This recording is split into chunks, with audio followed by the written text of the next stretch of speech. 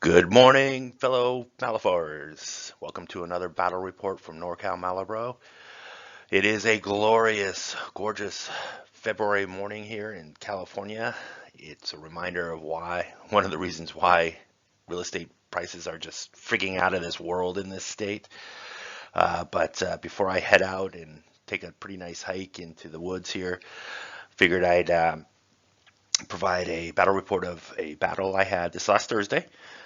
New individual, Drew, who drove down from Merced, took a pretty good hike, visited some family while in the Bay Area, had a little time off, and then attended our semi-regularly scheduled Malifaux session. So I got a game in with him. I was pretty excited. A little new blood, of course.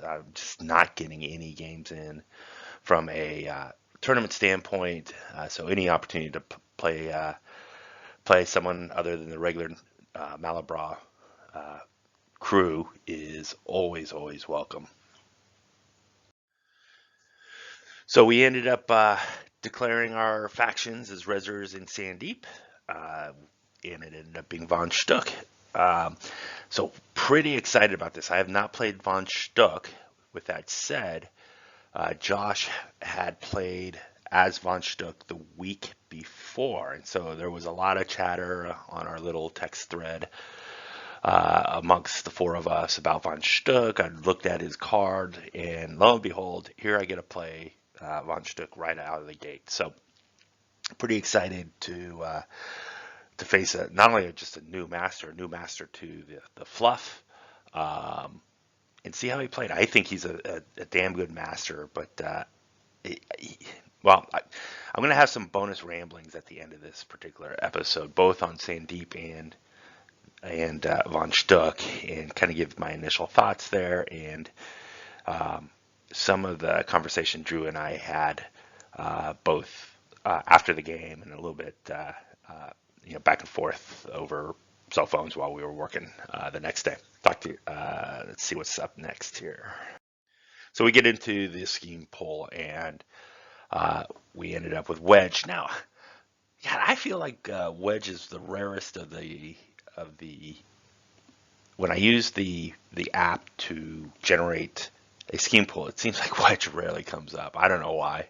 It should be 25% of the time. So this is, I think, the first Wedge deployment I've played in months. I think so. That was it. Fun. Corrupted Idols right off the bat. Been playing a bit of that lately.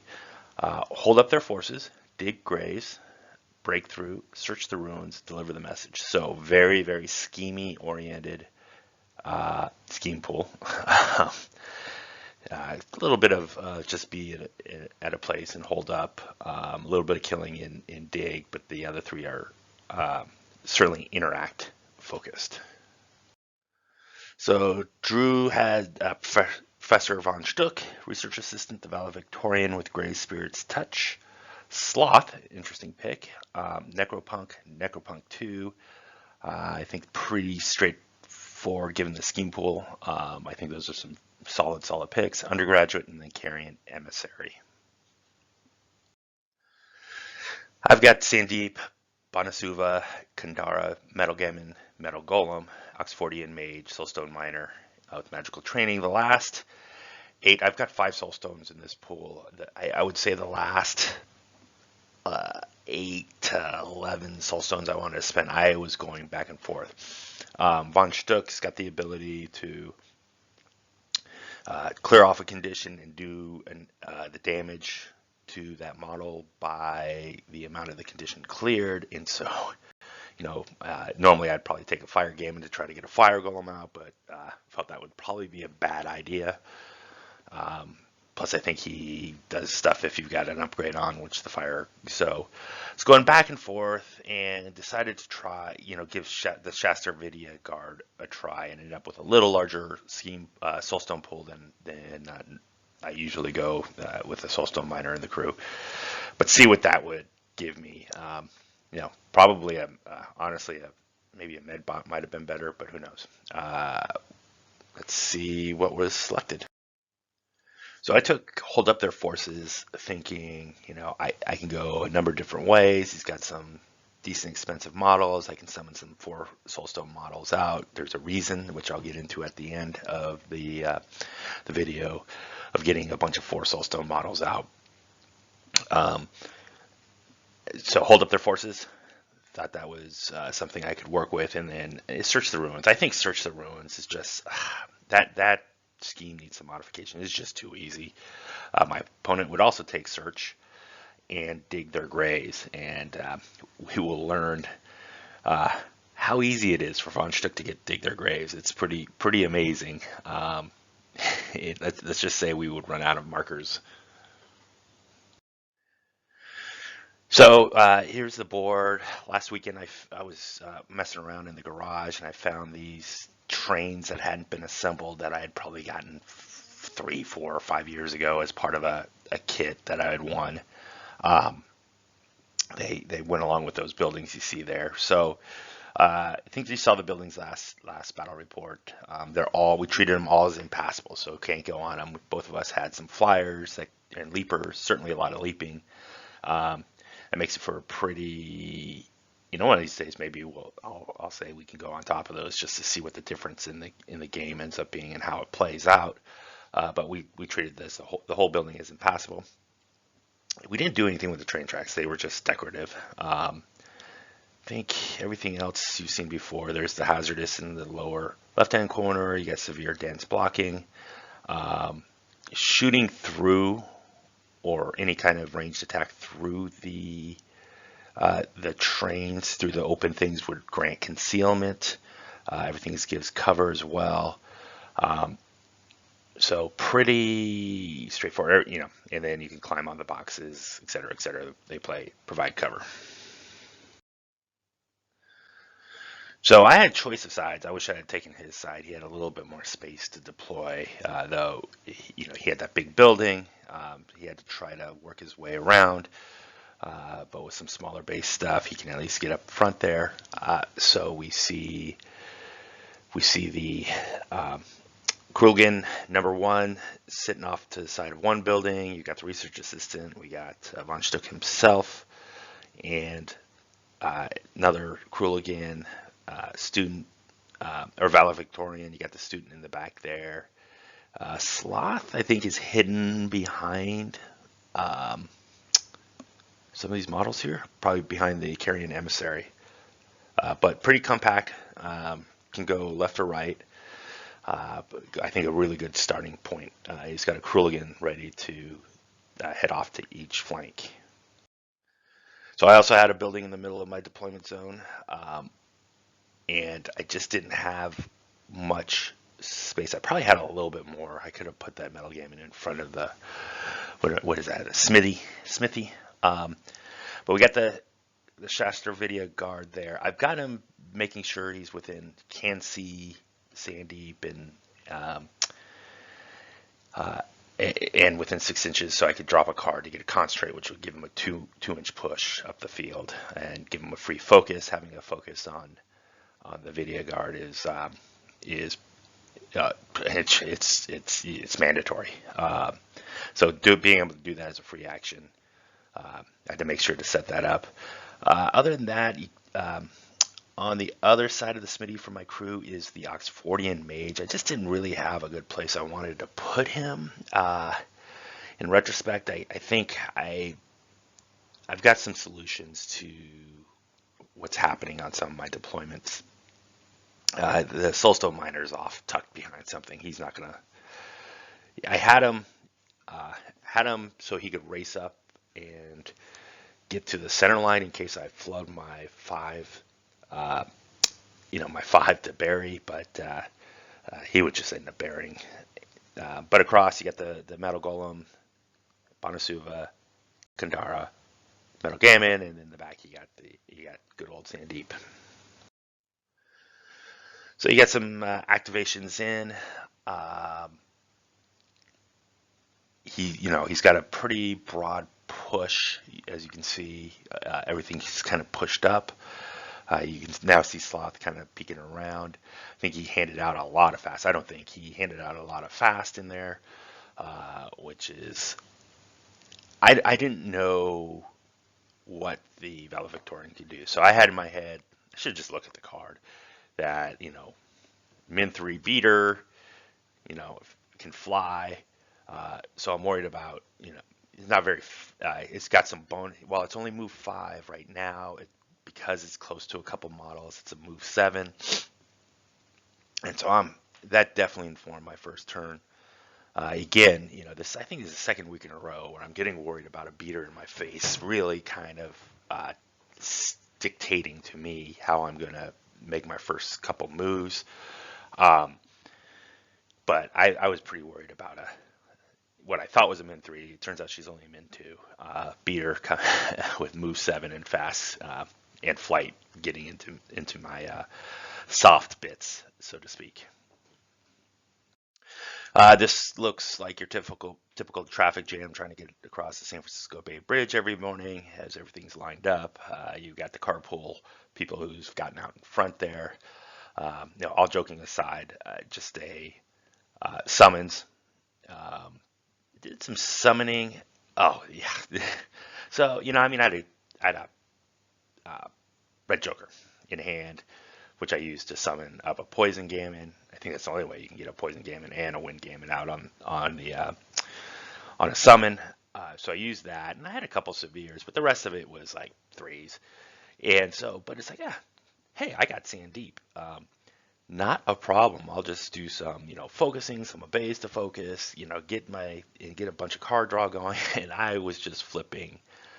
I think you need a 6 or 7 to do an obey elemental, and I was flipping like a 3 and didn't have any, I didn't want to, flip one of my severes out of my hand. So it's just kind of, I think they both failed. I might have black jokered one, which was perfectly fine. I'm okay with that, seeing that early. One thing you'll notice that Sandeep seems to be missing his arm. Just before I deployed, I dropped him. Pieces, I've got hardwood floors. We were playing at my place, and they went scattering all about.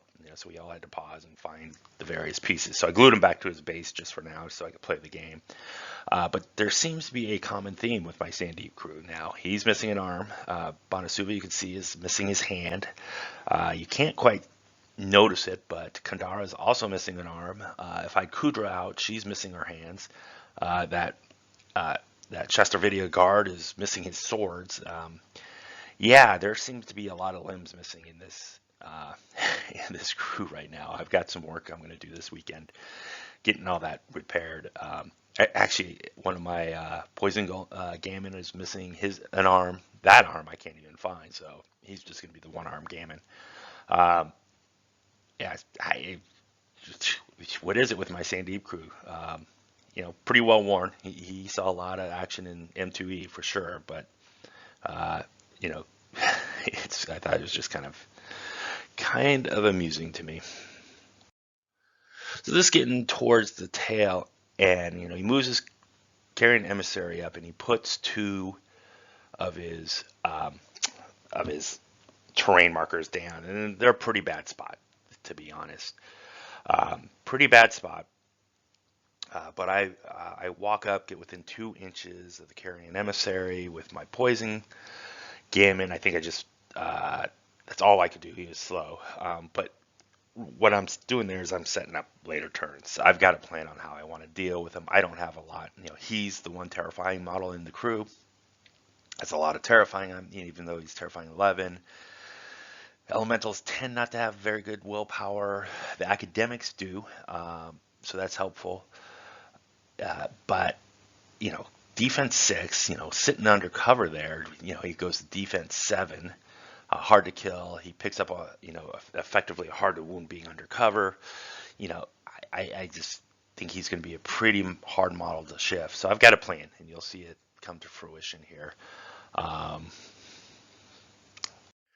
So the valedictorian comes howling in. This is still turn 1. Did a walk, charge. Charge pass so that I couldn't counterattack. If he had landed in front of the Oxfordian, then I'd have the ability, to go maybe get the metal golem over there or Kandara to counterattack. So pretty you know, keep her out of. There's nothing I could do.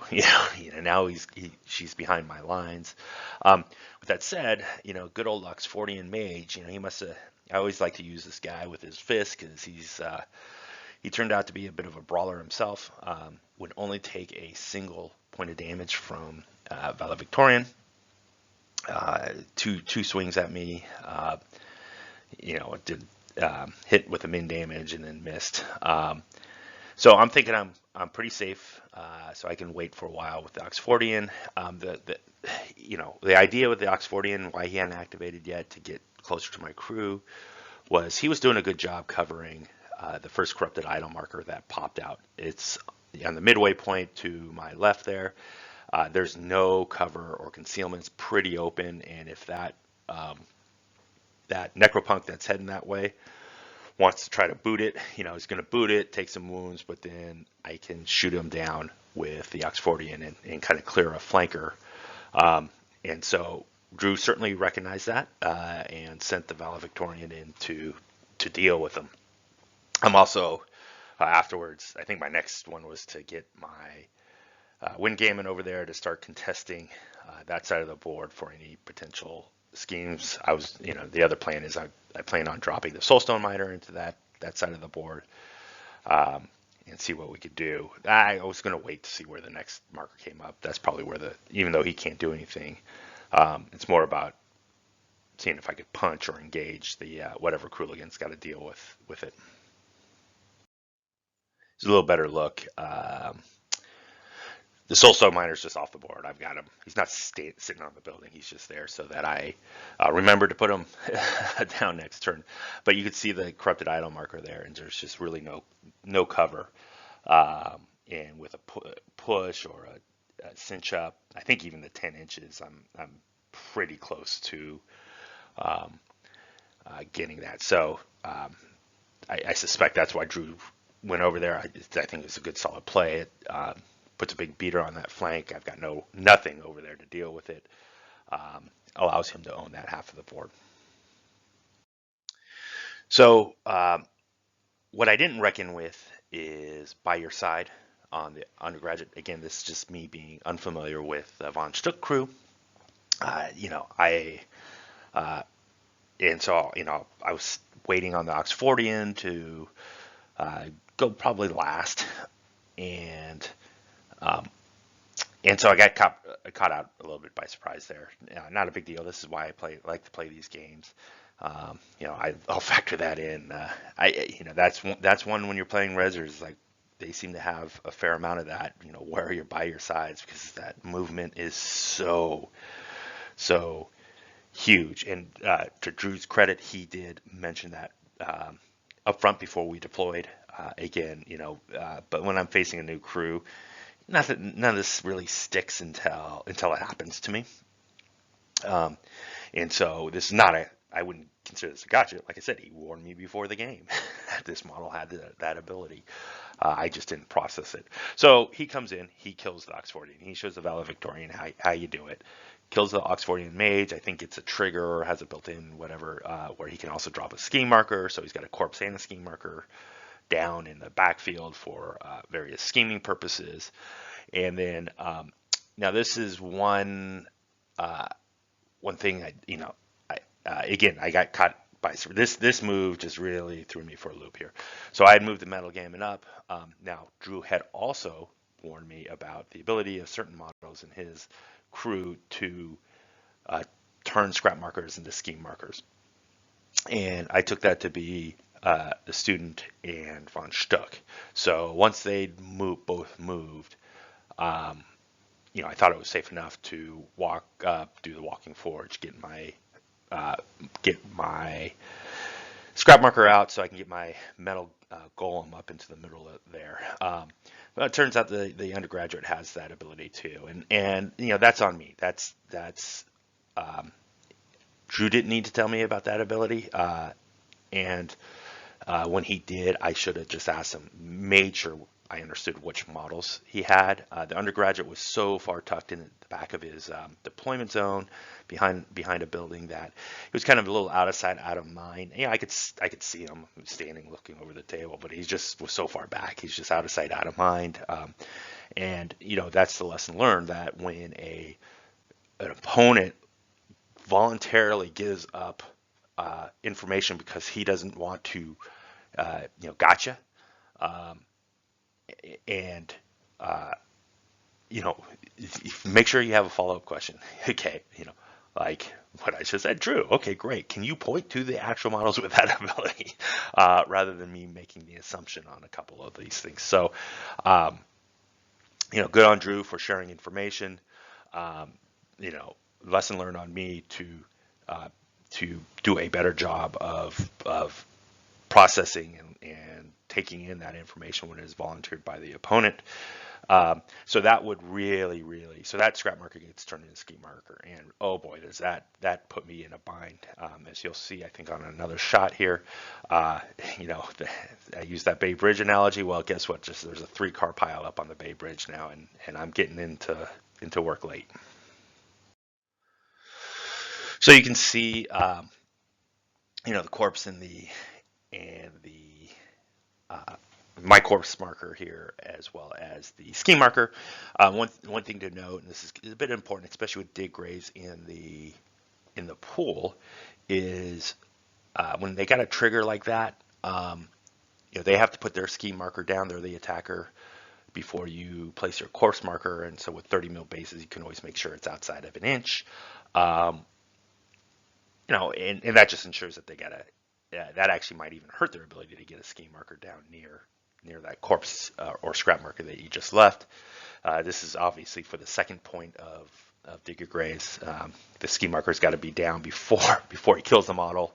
For the first point, you can see that the Necropunk number 1 kicked that pretty far upfield, 3 inches. I'm not sure I would have done that, though. I guess it did actually end up coming into play very late. No, it doesn't.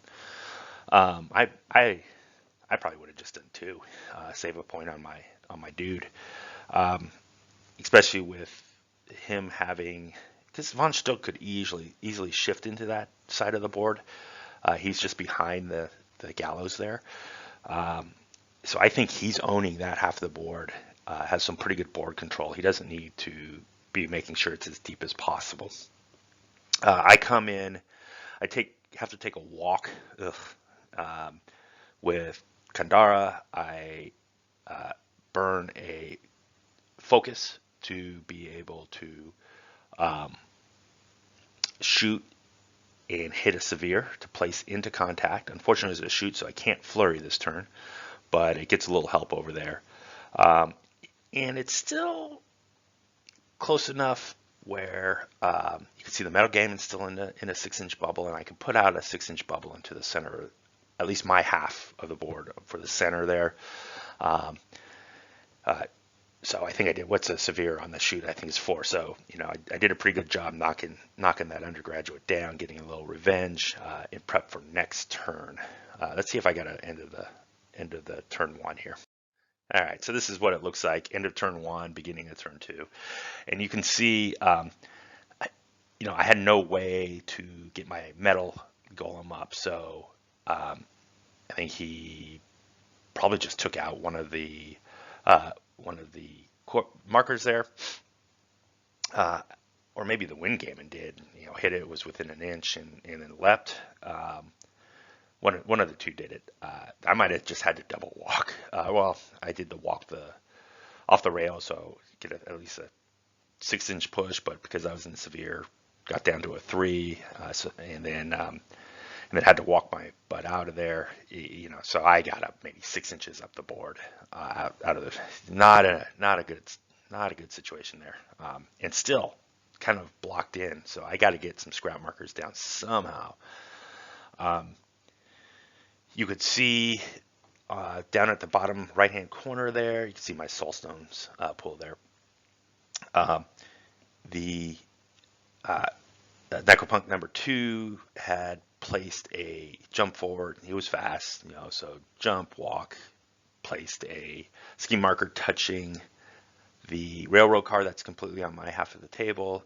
I've got the Shasta video guard. He's in position where with a 2-inch push and a walk, I can get to either of the corrupted item markers if they pop up on that half of the board. So we get into turn 2 here. So this is a bit deeper into turn 2. The corrupted idols would end up all the way would have been on my right. So I got the Shasta video guard. Hopefully can take care of that, though I've got to wait until the dam. With Leap, he's still got a bit of an advantage over me on that side. But I won. I flipped like a 13 of crows. And he had used all his pass tokens last turn. So, this is the only initiative I would win for the rest of the game.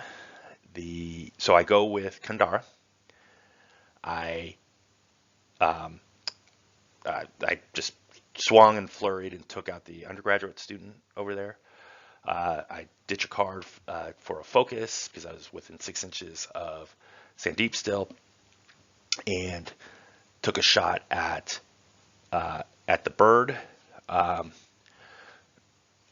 The upside is one thing I didn't mention last turn. When I shot at the undergraduate, it gave the valedictorian staggered, and I should have kept track of that. That could have been a huge, because now it's flight 3. I should have just abandoned him to her own devices back there and let her, crawl back into the game last turn. But I digress. It's later. And so at this point, a lot's gone, and somehow I hit a severe on the bird, and so I'm able to pop Kandara up, which was fantastic.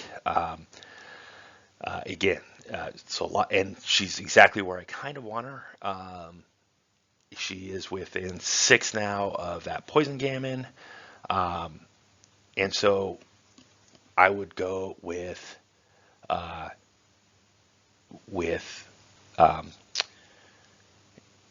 he would go with some items. He might have even gone really quickly with that Necropunk and kicked the other marker over onto my side, 3 inches. So now I got to deal with that. But Sandeep went for me. You could see I summoned a Metal Gammon there in the corner.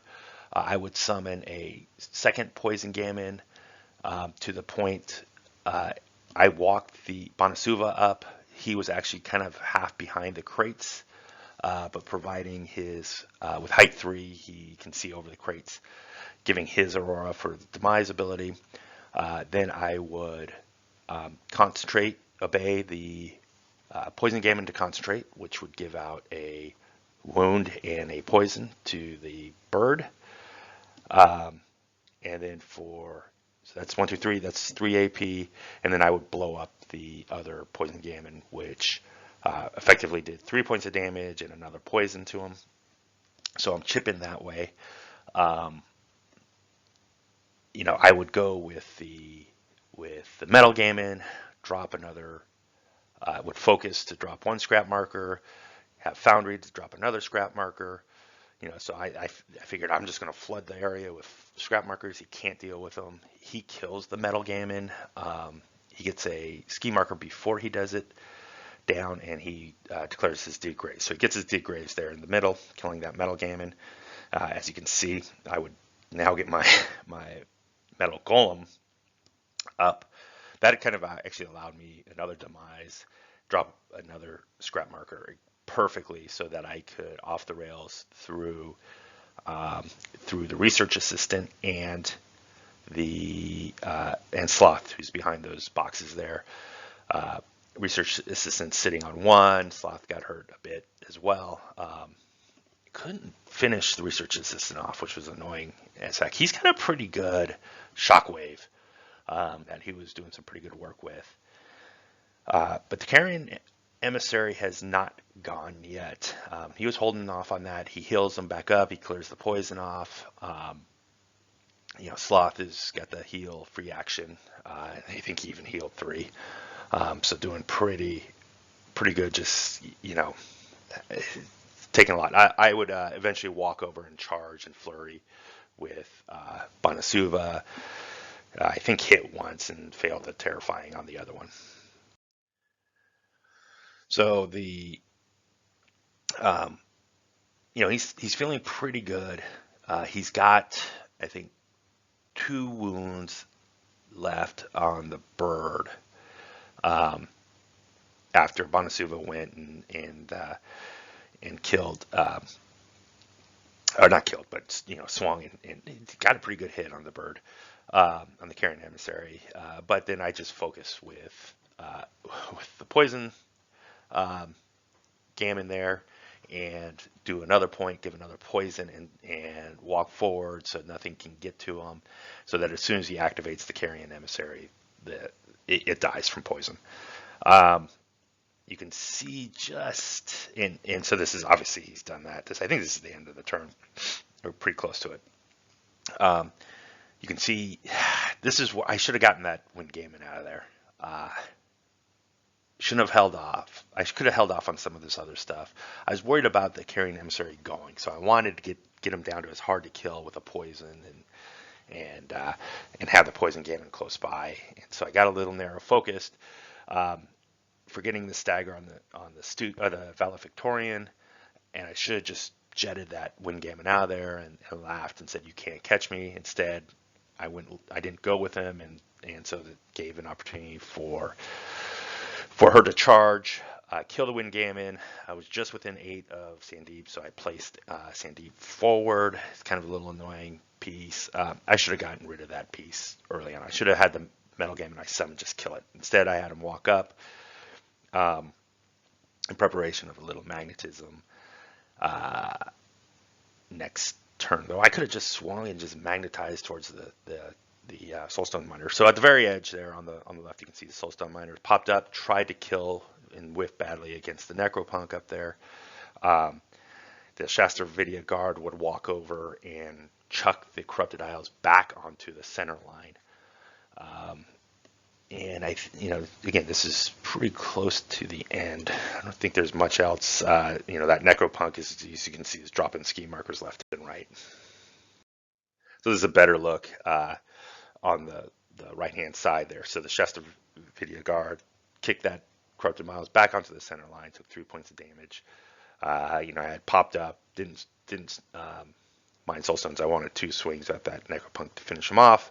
Was unable to. Again, annoying. And so he scores 1 for the strat because he's got the one over the line on the far left, or over on the left. He had scored his dig graves, and then he declares search thorough. And I thought about trying to deny the search, but he had just far too many markers down.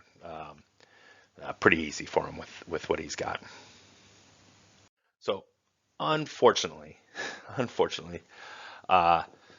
this is the only shot I have of turn 3. It's early days in turn 3.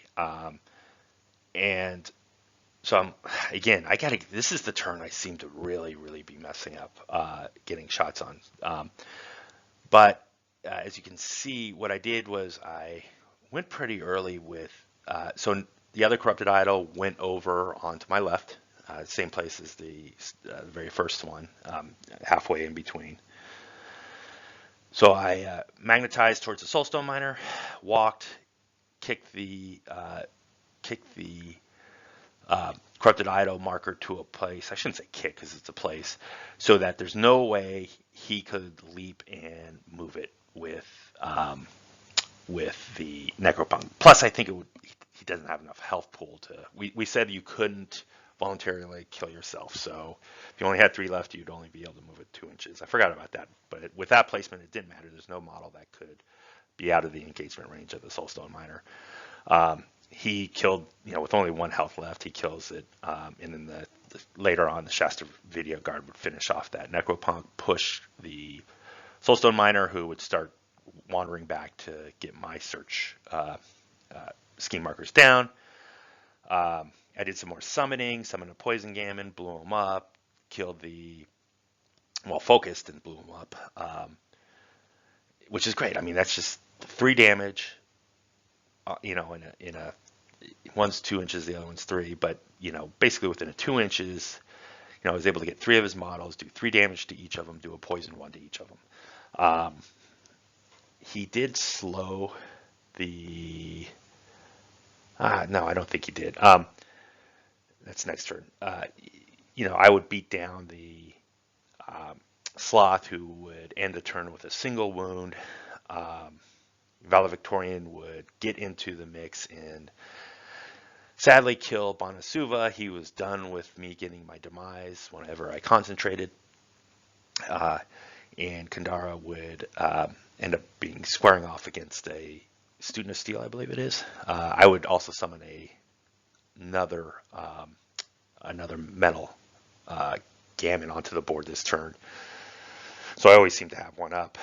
That Poison Gammon you can just barely see would wander over and drop another search.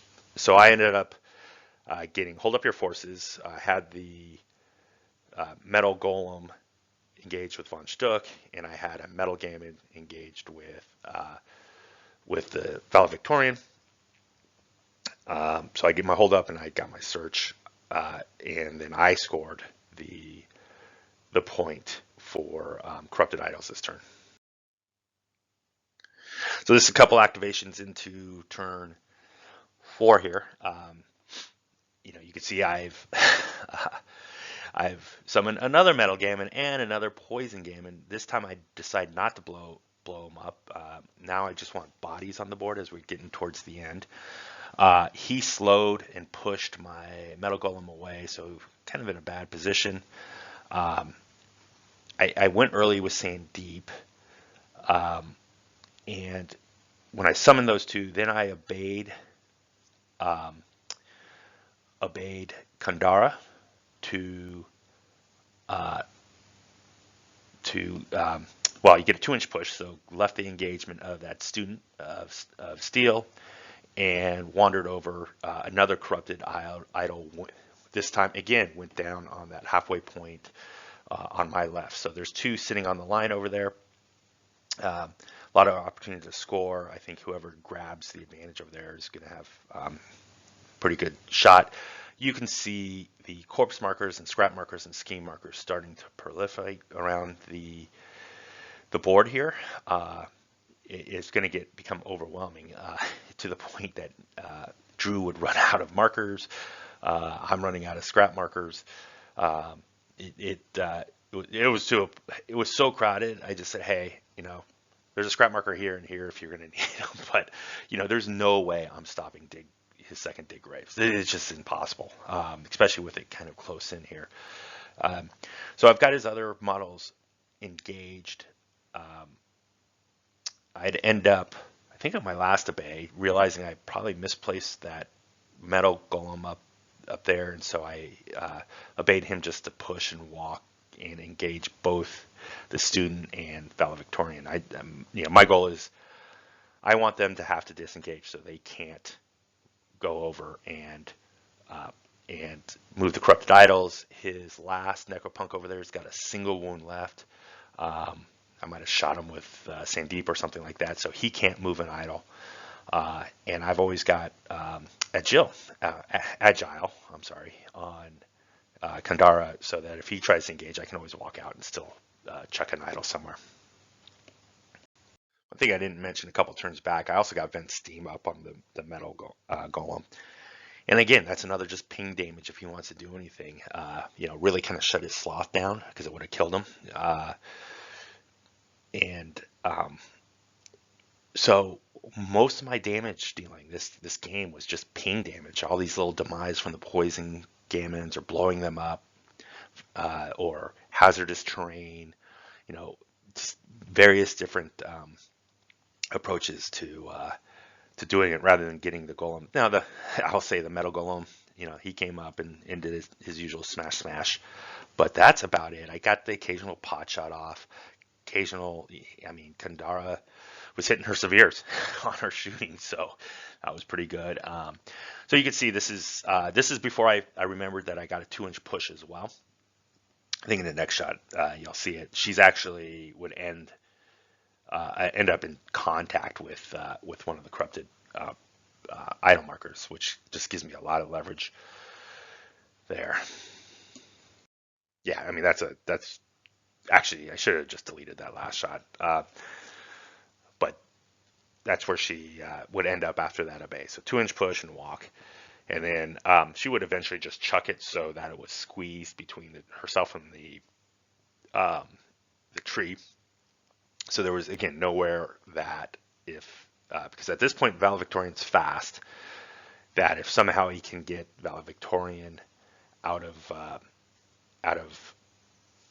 engagement, um, you could get over there and at least deny me the point that he might be able to score one. But he's got to get to the other side of that scheme or of that corrupted idols marker, and she is. This is where kind of being a little bit slow is biting her in the butt.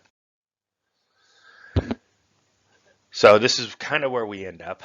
You'll see that I have no metal gammon left. That student of Seal, he just one-shotted each of those metal gammon, which is what released the valedictorian um, uh, from engagement. It just it was so good. It's a good anti-tech choice, I think, for Sandeep is a student of Steel. Even if you're not playing Von Schtook, maybe take one because there's so much armor, and it's not just the metal gammon and golems. That's what but there's the ice ones as well have armor. Um, of course, if you can get one to the Soulstone Miner, you could finish him off pretty quickly. So yeah, that's a decent anti-tech choice. I think against Arcanist in general. Honestly, depending on the master, there's just a lot of armor in the faction for Rezzers to think about with their anti-armor. But we end up here. I'm engaging everything I can engage just to try to pin it down. He came in, focused, tried to swing, did some points, but I've got all the soul stones in the world at this point because I just was not using them even for summons because I was pulling the masks I needed. And so I was just using that for damage prevention. I rail walked, since he was slow, I rail walked my golem there. So I've got options depending on what I needed. So end of turn 4, I would get end of turn 4, I would get I get a strat point there. So giving me the lead at this point. And it's pretty grim. You're looking at 3 models for my opponent. There's that other Necropunk. He's been out dropping even more scheme markers, so there's no way I could deny search. But he's got a single point left on him there, and so looking pretty good. I've in the other upper right corner, I've got the Soulstone Miner doing the same, dropping scheme markers. I've got a scheme marker already down on those boxes. I'm feeling good pretty confident at this point. It's going to take some pretty good play and some luck, to be honest, for me not to be able to pull out at least a 1-point win here. So this is not a lot ends up happening. We kind of walk our way through it. We did get a couple off. So the corrupted idols marker would drop dead center. I pulled a god to your hand. I think I didn't have anything less than a 9. I had all these severes. Drew would pull an atrocious hand. He's got no soul stone, so he's stuck with it. So even though he had a ton of what do you call them? Pass tokens, and he certainly won the initiative. He didn't really have many options. He had a bunch of low cards, and if he had tried to drop it to get to, and where would he drop it at this point? Center is almost the best place, but he had no way to kind of get to it. So he goes with Von Schtook, tries to do some things. Then I go with Sandeep. I walk over so I can see both my gammon. I obey 1, which gives him a 2-inch push to leave engagement and kick the corrupted idols 3 inches towards the other one, but outside of engagement, I take the damage on Sandeep, because at this point Sandeep is inconsequential, but keeping my little guys alive is. And then I would obey the other gammon, again push out of engagement, do the same, and kick it in another 3 inches up. So there's absolutely no way he can deny me that corrupted idols point. At this point, I think this is when we kind of talk it out. I've already got enough down for search. He's got enough down. He's got enough down for dig. He had one play with the valedictorian, which we ended up doing. If he could get the push trigger on the valedictorian, and on a negative flip as well, to get pusher out of engagement and then push into one of the corrupted idol markers and then kick that, he could have scored a point. Couldn't pull it off. So we call it at that point. So he gets both the dig and search. I get hold up. I just walk back into engagement with my little guys, and I'm also engaging the valedictorian with Kandara. Actually, they may be the same cost. I'll have to take a look. We were just focused on the gammon. But I get my hold up and my search, and then I get another corrupted idols. So it ends up 7-5. Close game, very interesting. Early on, when it was 3-0, and he's got leverage on one side of the board, I was pretty worried, and I just kind of stuck to the formula. So I'm going to go into some ramblings about both crews here. So let's get into kind of first impressions on Von Schtook. I may do this from time to time when I play. I know it makes the videos longer. I'm already 45 minutes in. But this is brand new to the game, brand new professor, its own theme, etc., etc. I think he's going to be good. I think he has a lot of ways to play. This is not a deep dive. I'll let Third Floor Wars do that. They do a great job. They'll get some better player than I'll ever be on there to explain why Von Schtook is the best thing ever. And then I'll spend that whole week that video or that podcast comes out stressing over how I'll ever defeat Von Schtook, and how can anybody ever defeat Von Schtook, like I do with every one of their master deep dives. But my gut to this, and kind of looking at some of his other models, and his keyword is flexibility. This is why I like Sandeep, and we're going to go into a deeper dive into Sandeep, since I've been playing him a lot. But he has a lot of different ways to play. His crew, I think, does. He's got some good models in keyword. Anna Lovelace, who I'm going to talk about at the end here, is a heck of a good model. I'm not sold on valedictorian so much. I'm going to spend some time thinking about that. I do think Von Schtook might be a little squishy if you go after his defense. I know he's got that disarming trigger built in, but I almost feel like if I'd gone hard at Von Schtook with the metal golem, I could have really maybe put him on his back foot. So he's got to be a little careful there. But things like recruitment drive and dropping these ski markers, that just makes dig raise ridiculously easy. Do I even dare bringing one of my favorites, Karis, into a Reser crew with administrative review? And if we take a look at that, he's got stat 6, remove any number of conditions from the target, but it's got the built-in true disappointment. Target suffers X damage where X is the highest value condition ended by this action. That's insane, because my fire golems often have, especially if you're not attacking them, which you would ignore them until you got to the point that he got to his health. You could just one shot the fire gammon or fire golem. Heck, even the fire gammons, who often get 3 or 4 on there, or Karis, who often gets 3, 4, 5, 6. Though I try to use, she cycles through much more quickly, so she'd be in the 3 to 4 range. I do think that they need to kind of cap that to a maximum of 5. But I think I can't take Karis into Resers any longer. And I've got to play more carefully with Sandeep. Tony probably doesn't care so much. Probably laughs at that. All right, you take a point off for shielded, but whatever. Um, he built, but against Tony, he's got his blast markers with, uh, uh, and then just taking away my scrap, and scrap's big in Arcanist with a number of different crews. The studied opponent, I don't think is overpowered in any way, but I'm not really sure I like it because I feel like it slows the game down a lot. And in a friendly game when you got all the time in the world, that's no big deal. But during a tournament game, oh, what suit do you have? Oh, do I want to cheat to avoid it or add blah blah blah? It's another decision, but it really, and every time, what suit do you have? What suit do you have? What suit do you, it just really slowed down the game a bit.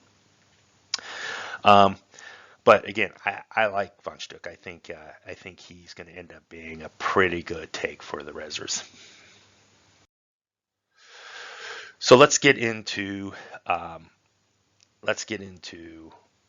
oh, you know what? Yeah, let's get into Sandeep. I've been playing him a lot. I think probably half of the battle reports have been Sandeep. Now, I was misstating during the battle report.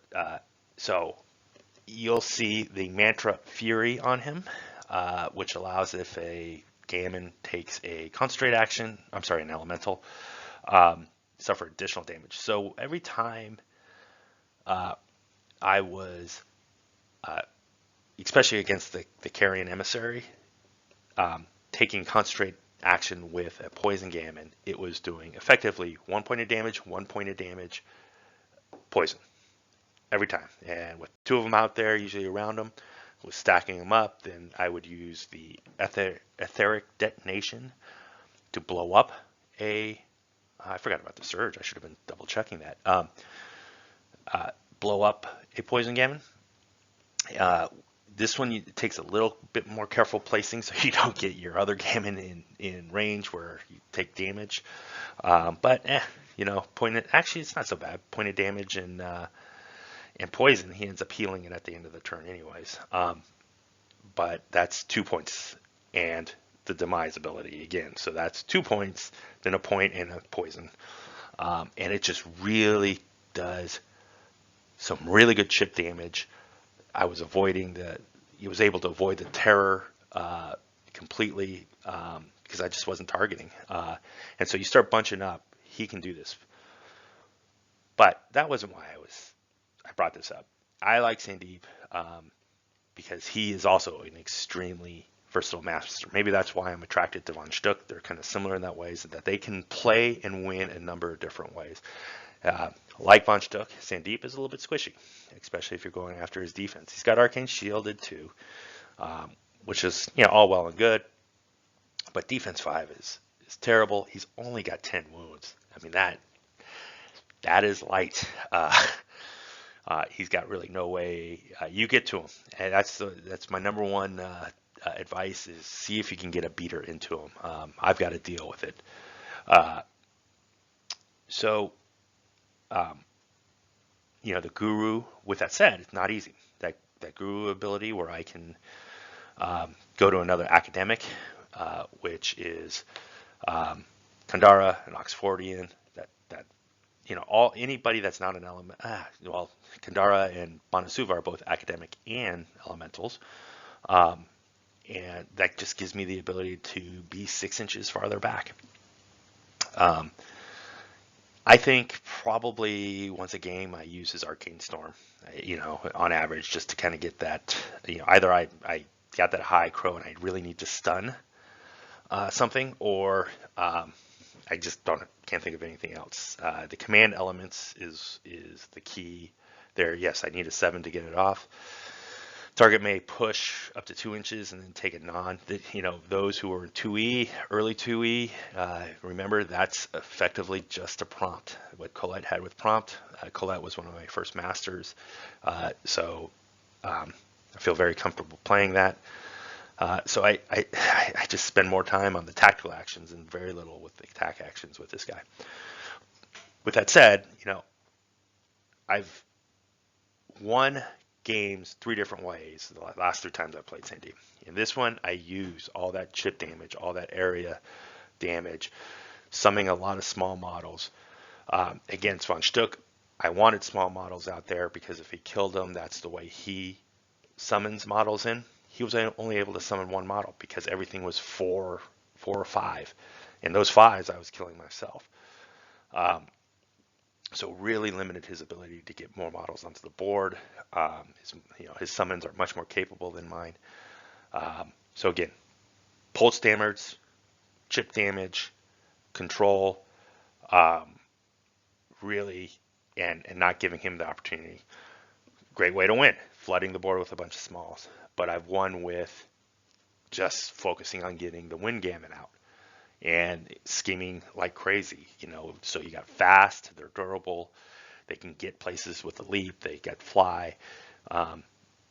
That's when I need to spread out more. I just spray, get 3 wind gamut out on the board and go, and then have the hired crew do the heavy lifting of putting pressure on my opponent.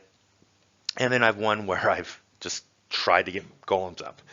And in the last game where I got all 3 golems onto the board at once, that was unusual, but getting those golems up and getting those beaters into people's faces. A lot of different ways for this guy to win. I think there's a lot of tech choices people can take against him. A lot of them available, but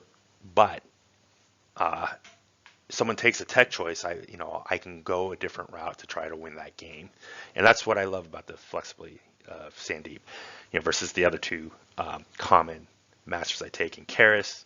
Speed, love it. Condition, pretty hitty, but a bit glass cannon. Other than the flame golem, who can tank like crazy, but the rest of the crew's not too hard to take down. But they hit hard and are very fast. But that's the way they play. Yeah, and you take condition removal, especially offensive condition removal, or ways that I can't stop it, or something like von Schtook, which punishes me for it, or there are ways to counter it. Tony, it's going to be a ball. So if you can figure out ways to get in there and push the models, especially ones that don't allow you to defend it, to separate them. I just don't see a lot of ways different ways for Tony to win. Tony's very, very, very, very good winning her way, and it's tough. She's an efficient master. She can get in there, but she's a close in. Kind of fits her fluff. She wants to get in and grapple. And getting close. She's not spread out all across the board, running around doing things and so on. So, if you can figure out a way to make her less efficient in the way she wins, it's harder for her to win. Sandeep, I just say, okay, you're going to stop me from doing that. I'll take a different tact. He's really rapidly becoming one of my favorite masters right now. I hate to say that, given the end of 2E and how dominant he was, but what the heck? I got a shirt with him on it. You'll see it at Acon, I'm sure. I'll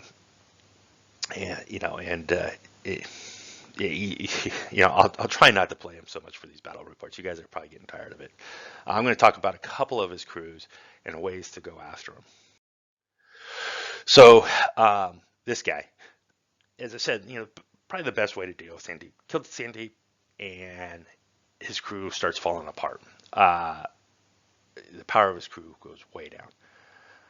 If you can't get to him, this guy's going to be up close. Take this guy out. It takes away one of the ways that I do a lot of damage dealing, and that is the the mantra Primordial Asura. And that is that if a elemental model within 6 inches takes a concentrate action, they may do their demise ability. This is what I was doing. I was concentrating with the poison gammon that would pulse out a pointed, can take the demise. Demise of poison gammon is everything within 2 inches takes a point of damage and poison. And so they would take a concentrate, and whether I was doing it on their own whether I was using this guy with his free action of Lord of Elements, which is even a better obey than um, than Sandeep's because it's a farther range and a lower target number. Um, the uh, the or just on their own. That's point damage, poison. And think about that. When I had the whole bubbles up, I had Sandeep there, so that's another point of damage. And then I had Kandara, so then I get to draw a card. So out of that one action, say I use this guy's free action. Out of that free action, I pulse out a point of damage and poison to every enemy model within an inch. Actually, every model, including my own. It's not just enemy. I get to pick another enemy model, take an additional point of damage, and I get to draw a card. That there's nothing more efficient than that. Or if they do it themselves. And so if they're clumped together, or I'm trying to avoid, the poison gamon's attack. Is it going to do any more than 2 damage? I can guarantee 2 damage. They can't stop and get a card by taking concentrate action. And then I just use that concentrate to swing with if I can get through the terror with the second one. Very efficient. And then toss. This guy's toss is how I move a lot of my models around. He tends to get left behind a little bit, but he'll get, I got to get him back up. Take this guy down. He's so easy to take down. 5/5, no defensive kit, and 7 wounds. He's not that much of a damage dealer, so there's no reason for me to get him too far up.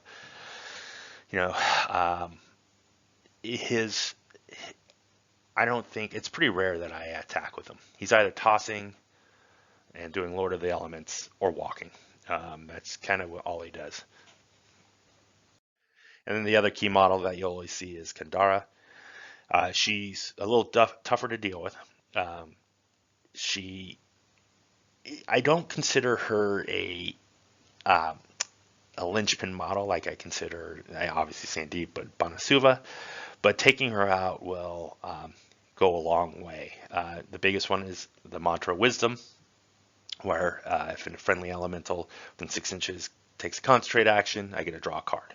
Again, so if I'm stacking that with all these other things, all these other mantras, I'm getting a lot of things done with every one of those concentrates, which aren't a terrible thing to do. Again, she's an academic and elemental, and so think about this she can discard, I've got your back is very limited free action, but she can discard a card and as a bonus action, if she's within 6 inches of Sandeep, and draw a card and get a focus. Why not? She's tough to deal with because of the string continents, but if you get around that, she goes down again. She's pretty squishy. 5/5. She's reasonably fast. Not a big health pool. This is probably where almost all my damage reduction soulstones go, is to keep her up and standing. So if you want to put pressure on my soulstones, go after her. Not a hard hitter. The throw knife, I am becoming more and more enamored with the condition staggered. That's a 7 built in, pretty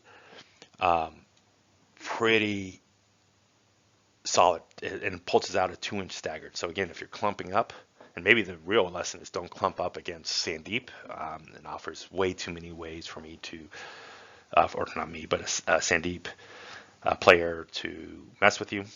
There is some, breathe fire and some other, not real common, but there is some, what do you call it? Not burst. You know what I'm talking. Blast damage. In the crew, there's a little bit of it, but this is the other model that will just, again, because she ends up, for me, the first 2 turns she's around a lot doing the card draw thing, but by turn 3 she's probably off doing something. She is fast. You throw in, if I can get a severe off, she'll go in, and so she's kind of my fast reinforcer to an area that I'm having issues with, and so she tends to get out of that bubble pretty by turn 3, unless the action is really centered in the middle like this last game. So I did a rambling a couple of weeks ago when I talked about the exorcism trigger against summoners like Sandeep, where they attach an upgrade. And in Resers, they have Vincent St. Clair. It's a good take. When you take him, what you're doing is, and I think you have to kind of accept this when you play Sandeep, that if you take a single tech choice, you're trying to deny one element or one path that I play him or a Sandeep player plays. So you take Vincent St. Clair, you're basically saying, I'm not letting you summon golems, right? Because why spend all these resources to get a golem on the board when they just can get one shot by Vincent St. Clair? He's perfect. He can stone for that crow if he needs it. He's going to get as long as you got it's a shot 6. Most golems are a 5 on defense. So if you got a 12 or 13 in hand, you can, in a stone, you can guarantee just killing a golem one shot. So I'm not going to take the time I'm going to have to figure out a different way to win. Another tech choice Rezzers have, and again, this isn't a full ramble, but this came from a conversation with Drew after he and I have been chatting a little bit, texting each other, talking about the game and Sandeep and Von Schtook. And this one happens to be in keyword for Von Schtook, but this is more of a broader discussion for, if you're Rezzer and you're facing off against Sandeep, maybe another model to look at is Anna. She brings a lot to the table. I think she's generally just a pretty damn good model. Armor 1, good defensive stats, so very tanky, henchwoman, 10 health. I mean, as many health, she's harder to take down than Sandeep is. let's just say that. Much harder to take down than Sandeep. So, good model, worth it. But the two abilities that really help against Sandeep is the gravity well. So therefore, my summons, I can't get she's on a 40 mil base, so that's 6 inches on each side. That's what an inch and a half for the 40. That's a 13 and a half, 14 inch bubble that I can't bring my summons in on. That my Windgammon can't fly or leap. I actually have to go back to the fly. I'm not sure of that, but certainly can't leap because that is a place. And that's a big part of the board that I'm going to have a tough time bringing my gammon in, my summons in on. Throw in hostile work environment, enemy models within 6 inches, again, same size, big old bubble, can't be targeted I can't target my models, so therefore I can't obey them, I can't blow them up. It takes away me spamming out a bunch of poison and gammon and doing these tricks I did this last game. It's kind of interesting that the two Rezzer players I played last with Sandeep, each saw Sandeep in a different way and came up with a different counter. It says something about the Rezzer faction that they each have a counter that they could bring in. But against Dave, where I brought in 3 golems, Vincent St. Clair, if he had that, he could have been just popping those golems left and right. I only summoned 2. I always start with 1. And Drew, who got a bunch of the AoE little guys running around, getting placed, obeyed, concentrate, a lot of damage being dealt with. He couldn't stop it. He couldn't do anything about it. Comes up with Anna Lovelace. And so I think as you could take both. It could get expensive. They're both expensive models. So that, if you're out of keyword, that would be a total of 21 soulstones for the two. If you got one of them in keyword, which would be Anna, so I'm assuming Von Schtook because no one's taking Riva currently. That's 20 soulstone models and two models.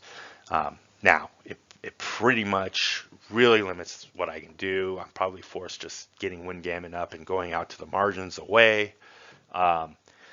and it gives a lot of board. I think Anna Lovelace is the stronger take of the two. Against Anna and no Vincent St. Clair, I'm probably summoning my Gammon back and combining them to get beaters into face. But then if I'm facing Von Schtook, that gives Von Schtook the opportunity to kill them, or his crew the opportunity to kill them and summon a model of their own because they're 10 soul stones. But he's got beaters to deal with, and some pretty tough ones. All things said. So kind of different things. I like this. I like Anna Lovelace a lot. I think she's and in general, she's just good. She can do some of this remote detonator with her zombies herself. Got a pretty good shot. Against willpower, which generally tends to be weak for elementals, though strong with the academics. So a lot going on there. There's one other thing. Let me think about this.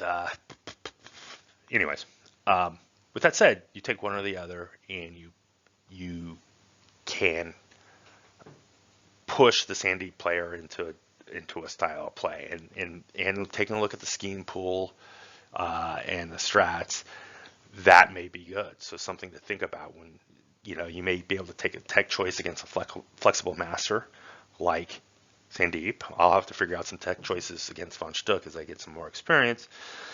That the power of the flexible master is okay. They've done that. They've taken away this. I can win a different way. But if you can force them to make that decision, and you got play style or other models that can deal with that other way of a flexible master winning, maybe you can guide them in that direction. Alrighty, so that does it for another battle report. Thank you for listening to my stream of consciousness ramblings there at the end. I am really starting to get into the hobby. It's got its hooks deep into me, and I love just thinking about this and flipping through the books. I bought every. This is how nuts I am. I bought every faction book just so I could flip through it. I'm an old man. I still like the that over the app. Spend my lunches at apps. Looking at the app because I think showing up to work with these books, I might get deemed a dork or a geek or something. Would hurt my reputation at work. That's for sure. With that said, what's upcoming? Adepticon in a month, so we're going to get into a bunch of Adepticon prep. I think I might do one more guild. I've got the Lady J finish and into Lucius painted, but then it's back to playing the three masters I'm likely to take, which are Tony, Sandeep, and Karis, and just focus on learning and having them down in every way for Adepticon. I don't expect to do particularly well. Maybe middle of the pack is, I think it's a 5-round tournament if I remember right. 3 and 2 is the goal. I have not been playing in tournaments. I played 1 3 tournament back in September, and then Adepticon. So 6 months between tournaments is not going to make me tournament worthy opponent. But I will definitely do a debrief on that when I get back. Since there are no tournaments in the area, I've decided to run one. I will be running one March 7th. I'll do a tournament recap on what I see there. Hopefully we can get a dozen people or so for a little one day tournament. I'm putting the terrain together for that. And other than that, I do have some travel. So hopefully we'll get another battle report or two in before I head out for Adepticon. Hope you enjoyed everything. Had a great time playing with Drew. I hope to see him across the table again sometime. And with that, keep on Malifauing. Is that the new tagline? I don't know. See you next time. Bye.